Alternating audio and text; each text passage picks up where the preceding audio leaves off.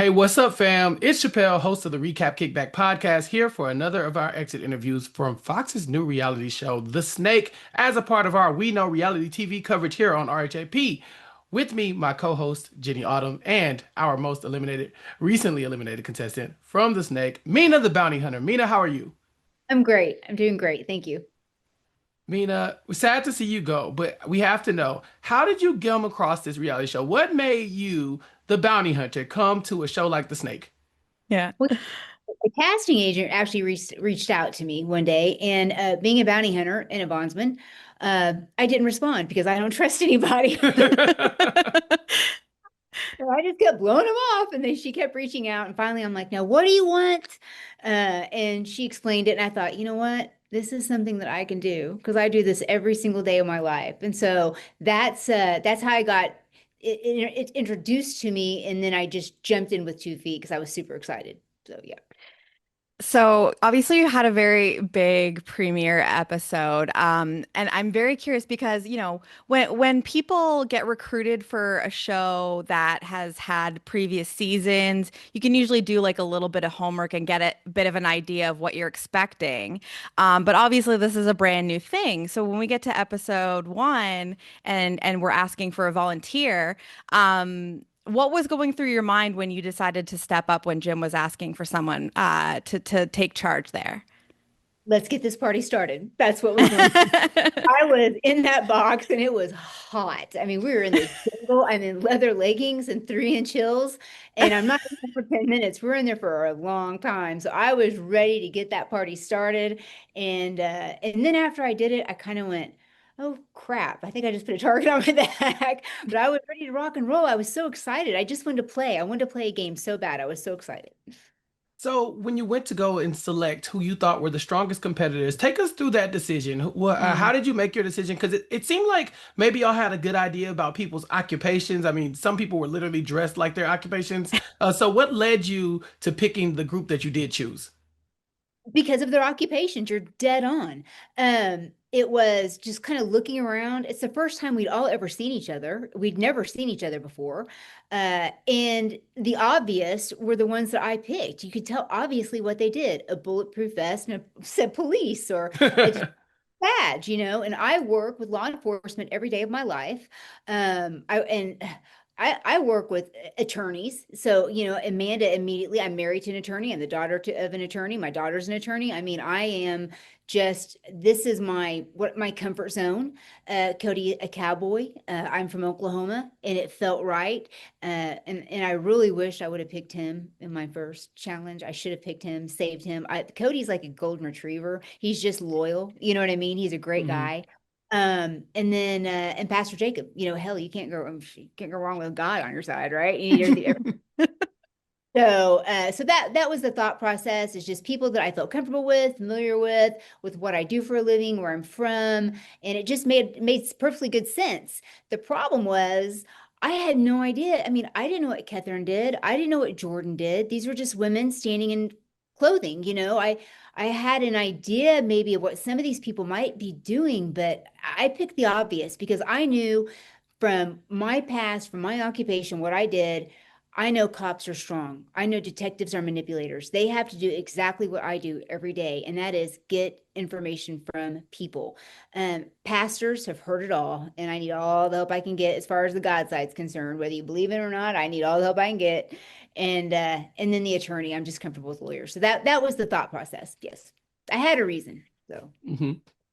And I'm interested to hear a little bit more because like about your strategy as a bounty hunter and how you were thinking about that in the game because in this most recent episode we see this conversation between you and Brian and he's letting you know like I want to see you open up more and we get this confessional from you where you explain that this is what you do you let other people talk and you listen, that's how you gain that information. Was that you directly relating your experience as a bounty hunter, or and was some of that you kind of scaling back after, getting some heat in that first episode there? Yeah, yes, yes, and yes. You're dead on. Very good. It is exactly what happened. And yeah, I mean, bounty hunters, we're not big talkers, you know? I mean, we listen. I'm learning, I'm studying. This is psychological warfare for me. I do Hmm. psychological warfare every single day. Uh, It's real money. You know what I mean? Hmm. That's $50,000 working down the street. That person, Mrs. Cord, or if I have to hunt that person, I better know every single thing about this person, their thought processes, why they do what they do. It's a learning experience. And that's what I was doing. I was learning about each and every one of them. They all brought something special to the table, every contestant. There was something that I liked about each and every one of them. There was something I didn't like about each and every one of them. That's just an honest answer. They were very young. I really wish I would have had just a little bit of an older cast. Hmm. Brian was awesome, but man, I think I could have taken them all out. A little bit older, just a little bit older. Kids, they're young, they're naive. Catherine, there's two different stories coming out of her mouth all the time. You know what I mean? It was just like, okay, over here, your family's, all ex-cons, and over here, now your entire family is in law enforcement. So, I'm taking all this in, I'm trying to digest it all. I should have formed more alliances more quickly, perhaps. That's where I messed up. Season one, I didn't know what to expect. None of us Yeah. did, which really, Hmm. kind of made it cool in a way, very cool. But and I was super excited. I was super excited. I loved it. I absolutely loved it, guys. I absolutely loved it. I loved being there. I just wish the cast would have been a little bit older. I think it's a little bit easier for me to read when they're a little bit older, a little bit more seasoned. So older people are a little bit more cynical. Yeah. So. It sounds like you were taking in a lot of information, but who did you feel like you were letting in the most? Who did you think your connection were as far as like personally that you thought maybe could save you in the ceremony? Because I thought like we talked about it, me and Jenny, and we were like, honestly, I think it was a misstep to not save Mina earlier in the round. So what do you think it went wrong? Yeah, I really felt like I should have been saved earlier. I think that where I screwed up. This is where I screwed up. First Hmm. round, I shouldn't have saved Amanda. I shouldn't have. I should have saved Cody. Looking back, I should have saved Cody. I really should have, and I regret that. No offense, Amanda, but I really do regret that. Cody, I connected and we connected off camera and on camera. I connected with that young man, and it just felt right, and I should have saved him from the very beginning. That's where I think I messed up. And I think it would have done all of them a lot of good to keep me in the game. I think Jack eliminating me right off the bat, I wasn't an immediate threat, not like McLean. I truly believe that I could have just, yeah, yeah, I think I could have done much better. So yes. Well, and that's a very interesting point, Mina, because if you had been saved by Cody, so say that you had saved Cody in the first round, and then he's going to repay you, let's say in the second ceremony here. Um, he picks you instead of picking Derek, let's say, because that's essentially what happened here. Derek, he's repaying Derek for saving him. He picks you. Who are you saving in that situation? Because we could see that really change a lot of things, since it seemed like a lot of people were thinking that Pastor Jacob was going to be vulnerable here. But so Cody's off the board. He saved you. What's your move there?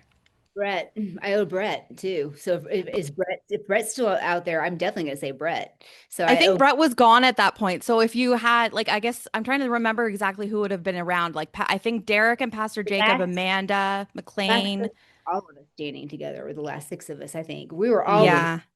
in my group. The whole group of mine was always last. That's what sucked. And I felt guilty about that too. I loved all of Hmm. them, but I kind of got them all into this crap by picking all of them. But they didn't know. We didn't know I thought Yeah. we were all going Hmm. to go do separate challenges for all I knew. I had no idea I was going to go to a steak dinner.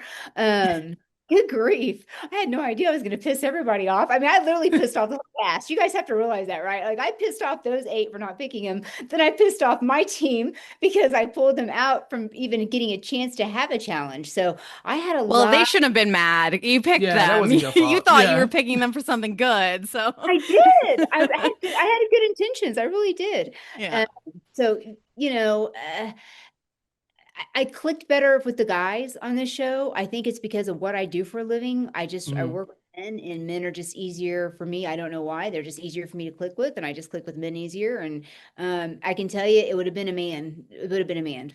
So I don't know which one. It would have been Derek or Cody or Pastor Jacob. And if Pastor Jacob was the only man standing, that would have been my next pick. So You know, Mhm. I'm glad you brought up Brett because I thought that was somebody who you really could have worked with. He saved you in the first time. He says, "Okay, I'm going to pick you basically over Kaylee." And so, what happened between episode 1 and 2 where y'all weren't able to lock in something to Mm. where, you could pay him back or that you would, be loyal to him? well, I honestly think, literally from him saving me, it just stunned the cast. The cast was stunned. I literally couldn't even get 2 words into Brett. They surrounded him. Literally, he was just Oh. literally. It was almost like a cult. I mean, they just surrounded him, and they were like, "No, you drink this Kool-Aid. We do not help Mina. Do not drink the Kool-Aid." And they just kind of led him away from me, literally. Wiggling back in was very difficult. We didn't have a lot of time, and they keep us very Mhm. busy. We're doing interviews and we're doing all types of things. You know what I mean? So that was probably yeah, that was. I just remember trying to get in to him more, and the men had literally pulled him aside. So yeah, they were working him from a different angle. It was definitely a game of manipulation, and these were very young people working with very young people mind strategies. And as I said, I connected with Brian from that standpoint. We connected really quite quickly, and then Cody, I think, just from the hometown feeling. So I'd like to ask a little bit more about, one of the big twists of this episode is one of the crates that got left behind was discovered, and we see Christine pop out, and a lot of the episode is following, Christine and Cody, them kind of connecting, and him kind of having a little crush on her. But you were someone that we did hear from about Christine. I mean, there's this conversation you have with Catherine where you're talking about reading energy, and that there was something about Christine that you didn't trust. What was it that you were reading that made you feel that way? Because it sounded like she wasn't talking a lot with some people. Was it just that she wasn't approaching you? fake. She was so fake. 100% fake. There's no question. She was fake. She was fake from the minute she stepped out of that box. She's fake. Everything was fake about her. So yeah, I mean, and it just oh, good grief. We could go into so many different like details, like little nicks and crannies. But yeah, she was 100% fake. Sorry, Christine, but she was. She was fake, and I read right through it. So, and I knew that she was, but it's a game of manipulation. We're all going to play each other. I get Mhm. that. But there was just something about her from the very beginning. The minute that box popped open, I was like, shit. So yeah, no, I just Yeah. got that energy, bad feeling. So, and I Sometimes didn't. it's just a vibe. Right. It was a bad vibe. And I didn't Yeah. have that energy with a lot of the contestants. Some of them I did. Jack, I always had that energy, just bad energy. Jack and I always kind of had bad energy from the very beginning. But yes, fake and like with Catherine, I like her fine, but can't read her. You know what I mean? So these are just Mhm. types of bounty hunter and a bail bondsman. When I stand back and watch, I assess. It's psychological warfare. That's what I'm doing. And I just read you right off the bat. And she popped out, and I went, no, this ain't gonna work. So, yep. Yeah. Can we talk about Catherine for a second? Because you do say in the episode, like, I'm not getting a read off of her at all. No energy at all from the girl in the red dress. Now that you were watching the show, are you surprised by the energy that she's giving the cameras? Because I don't know if people saw the same Catherine that we're seeing at home. Yeah. Um, that's a great question. That is a really good question. I I got that energy because I couldn't read her. So yeah, I guess I did because I didn't trust her from the very Mm-hmm. beginning.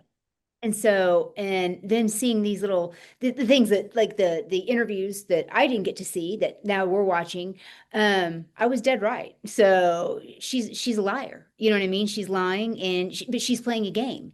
Mm-hmm. Um, so I think I read her exactly the way a bondsman or a bounty hunter would read anybody. So as a bounty hunter, I read her correctly. You can't trust her. Like I said, it's psychological warfare. I'm assessing you from the very minute I meet you. I read your energy. By the way, both of you have great energy. So and Yeah. and she didn't have bad. Catherine doesn't have bad energy. She's not bad Mm-hmm. energy. She is confusing energy. Mm.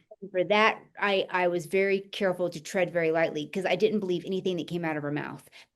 Nobody Yeah. could. No, and see, and I'm impressed by that for sure because you did call it out, but it's like almost like a non-reading. It was like I can't get something off. It's something's off with her, Mhm. and like watching it now at home, I'm like, yeah, something's off. Like she is locked in, and she's giving you all fake stories and all this other stuff. So it's no wonder why.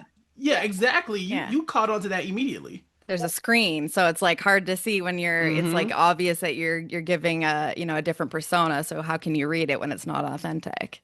So it makes sense. Yeah. It's energy, and they hop out of their boxes and I'm looking at all of them and obviously Brett's the hot one, you know what I mean? Okay, we got the hot guy, we got the law enforcement, we've got Jordan and I kind of had words, arguing when we got out of the crates. She thought maybe she wanted to go first. I shut her down really quickly and that kind of pissed her off a little bit. So Mm. but I'm not going to say Jordan had bad energy. There she was very aggressive. It wasn't bad energy. It was just energy, you know what I mean? And so she and I had words, and I just kind of set her to the side in my head, just like, okay, I can deal with her later. Catherine, I read nothing, no. That was like, and that's the scariest part in my job, what I do for a living. If I cannot read you at all, that's extremely dangerous for what I do because I have no way to step into that house or step into that room. I may have a vest, I may have a gun, I may have my handcuffs, I'll have everything. But if I can't read that room and I can't read you, it can become a lethal situation for me very quickly. And so I have to be able to figure that out quickly. And I just can't get a read on Catherine. I mean, you talk about it. That was one from the very beginning. I walked through with my eyes, every one of them, and made eye contact with each one of those contestants. And with her, no read at all. The rest of them, I could feel something, but with her, there was no read. That's dangerous. Hmm. Okay, Mina, I have some important questions, but there's one that I can't stop thinking about, and you just said the word handcuffs. So I have to ask about those handcuff earrings that you were slaying in that first episode, especially. Where did these come from? This is like a choice to give a little hint on what you do? Because I got to know more about it. I'm always trotting around in something. You know what I mean? I have my badge or my handcuffs or whatever. And I didn't travel with my handcuffs. They're heavy and to get through customs.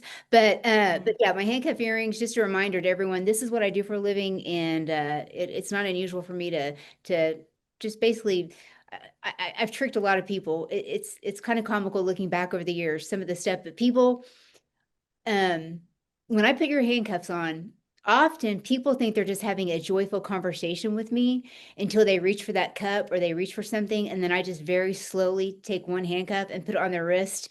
And I just slowly pull their arm behind their back and they, what are you doing? What are you doing? And next thing you know, they're cuffed before they know it. And that to me was just a simple reminder of what I do every day. And I catch people off guard. I couldn't, I, I would love to share some of the stories, some of the memories. If I could just replay some of them, they're actually very humorous. I've got great stories and I've lived a great life. This past 20 years as a bounty hunter has been intriguing, educational, and exhausting.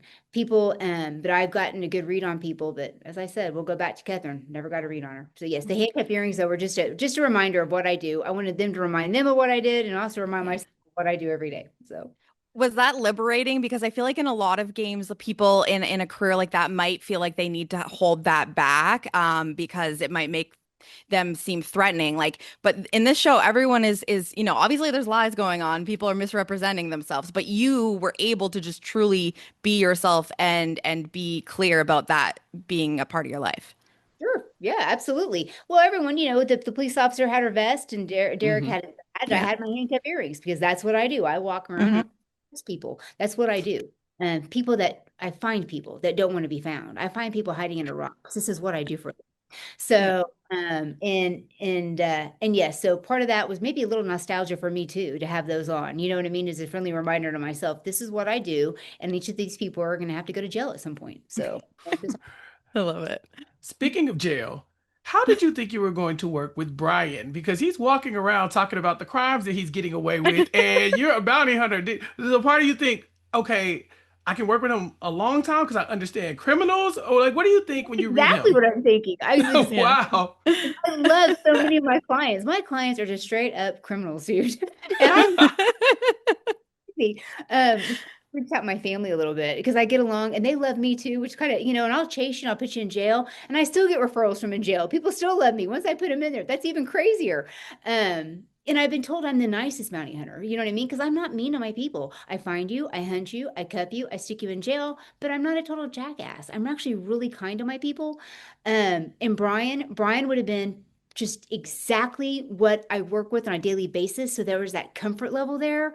What a fun guy. And he's a on the side too, and I didn't realize that. So he had a lot of just cynical humor. He's a cynic, and I love that because I'm cynical. You can't do what we do for a living, whether he's robbing people and I'm putting you in jail. You just can't do it with have some form of cynicism to survive, right? And so I just had that immediate connection, and we still keep in touch. You know what I mean? I still text Brian and talk to him. What a great I guy, love that. great guy. I love that so much. Well, you said that you were basically trying to ghost producers at first, and you weren't really feeling this, but you came out hot out of the gate. You wanted to compete. You were very excited, and we clearly were very robbed of not getting to see you compete more and really be able to start utilizing these skills that you have. Do you have you gotten a bit of the The reality bug. competition reality show I've been bit. bug? I've been bit. I Yeah. have got to You've get on been another bit. reality show. Yes, Traders. You got, come on, baby. Come on. I want to see Rob and fall 2026. We'll do a big old live interview, all of us. Yes, I Yeah. got bit. I got bit. I got the bug. I'm ready to do it. I would do it very differently. Hindsight's 2020. Yeah. I didn't know what to expect. None of us did. This was a brand new TV show, so none of us knew what to expect. But I definitely would love the opportunity and maybe a little bit of an older cast too. Mhm. These are really young. I would like somebody maybe in 30s and 40s more so than early 20s. A lot of these they were kids. They were kids. And I hate to say it, but psychologically, I still look at them as children, right? And so Mhm. actually a little protective side of me that kind of felt guilty when I selected some of them. I thought, damn it, you know what I mean? These poor kids, and I'm thinking kids in my head, but really they're my enemies too, right? So, but so I think I would have done a little bit better if the cast had been a little bit older. So, Mm. yeah. Before we wrap up, I have to ask you about one of the challenges we did get to see you compete in. Uh, It, Yeah. yeah, the cocktails. Was yours was wasabi? it was awful. It was tongue and coffee, and it was awful. It smelled so bad. Oh, it was so bad. If that challenge would have been the last challenge, then I would Mm. have, you know what I mean? Mhm.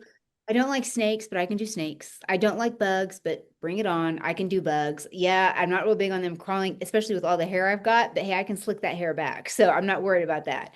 I could handle it. I could handle all that, but I live a very strict dietary lifestyle in this world, on this side, in my real life.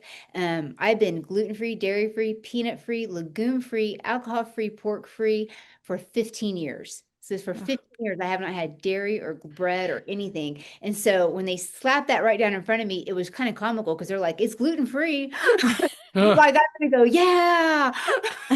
The smell was awful. And here I was, hot, dehydrated, it's humid. Nothing would have been better than a big old bottle of water, and they slapped down tongue and wasabi in front of me. So yeah, it was brutal, guys. It was brutal. I didn't stand a chance. I knew it. I tried. I knew it, but yeah, I didn't stand a chance, and my body just couldn't handle it. So I'm just too Well, little, just bleh.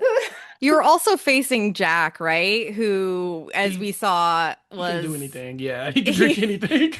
so don't beat yourself up about that too much. Of all people, I could have probably, I mean, I would have loved to gone about anybody else but Jack, right? He was Mhm. targeting me ever since, watching the first episode, enjoy that steak, Mina.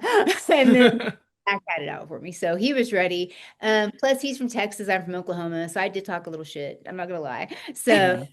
I was kind of just nudging him a little bit. So we have that big rivalry. And I probably poked the bear a few too many times. But he was a good contestant. Jack's good. He's very smart. He's a good contestant. So I'd like to have another stab at him. But yeah, he's a good contestant. All right. I mean, let everybody know where they can find you on social media if you're looking for that kind of thing, and where they can keep up with you in case you pop back up on reality TV anytime soon. Yeah. On Instagram and Barbie Girl Bell Bonds. So on Instagram, Barbie Girl Bell Bonds, and then just Mina Samara, and then the Bada Bing Bell Bonds is up there too. I am out there on social media, not a lot. You have to remember what I do. I Mm-hmm. hunt. Yeah, this is what I do. I'm a hunter. So I have to be careful. I want to be out there. I especially want to get out there and do another show. The bug, it bit me. I am definitely out there. I want to do it. But at the same time, with what I do for a living, I have to be super careful because I'm always hunting. This is what I do every day. And I hunt 24 hours a day, 7 days a week. You guys are opening presents at Christmas. I'm hunting you. So that's what Oh boy. Mina, thank you so much for your Yeah. time. Thank you for being here. We can't wait to see what comes from you next. Thank you. I really enjoyed it, guys. Thank you so Thank much. you, Mina. All right, y'all. That was Mina, our second eliminated contestant from The Snake. To keep up with more of our coverage of The Snake and other reality TV shows, please subscribe to the We Know Reality TV podcast feed on WeKnowRealityTV.com. Peace. This is RHAP. We know reality TV.